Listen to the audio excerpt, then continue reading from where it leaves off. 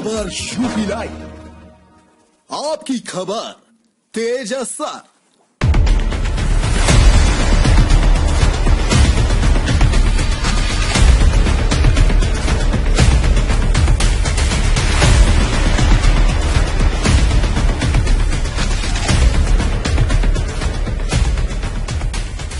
बस्ती जनपद के कलवारी थाना क्षेत्र के गुस्सैसीपुर गांव में ससुराल की जमीन की कब्जेदारी को लेकर जीजा ने अपनी सगी साली को विवाद के चलते धारदार हथियार से गला काटकर हत्या कर दी।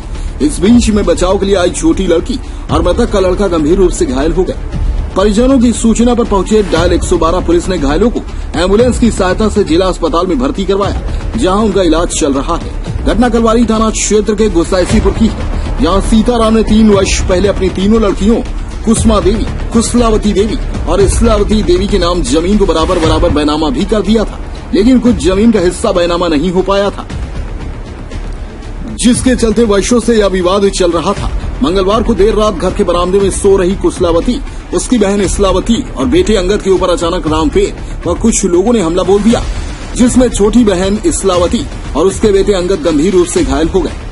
वहीं गुलावती को बरामदे से खींचकर बाहर ले आया और धारदार हथियार से उसका गला काटकर फरार हो गए, जिससे महिला की घटनास्थल पर ही दर्दनाक मौत हो गई। घरवालों की सूचना पर घटनास्थल पर पहुंची डायल 112 पुलिस ने घटना की सूचना पुलिस के आला अधिकारियों को दी।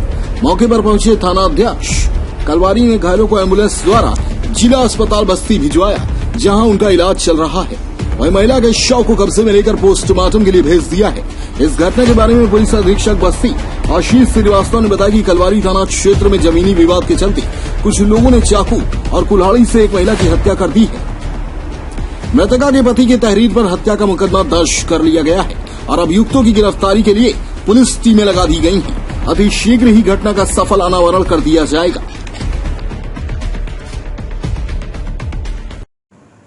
रामचरण पुत्र रामलौट जो थाना कलवारी के रहने वाले हैं, उन्होंने आज प्रातः थाना कलवारी पर आकर ये सूचना दी कि ग्राम गोसैसीपुर थाना कलवारी में उनकी ससुराल है और उनके ससुराल में उनके ससुर की 3 लड़कियां थीं। तीनों को उन्होंने बराबर से संपत्ति बांट रखी थी।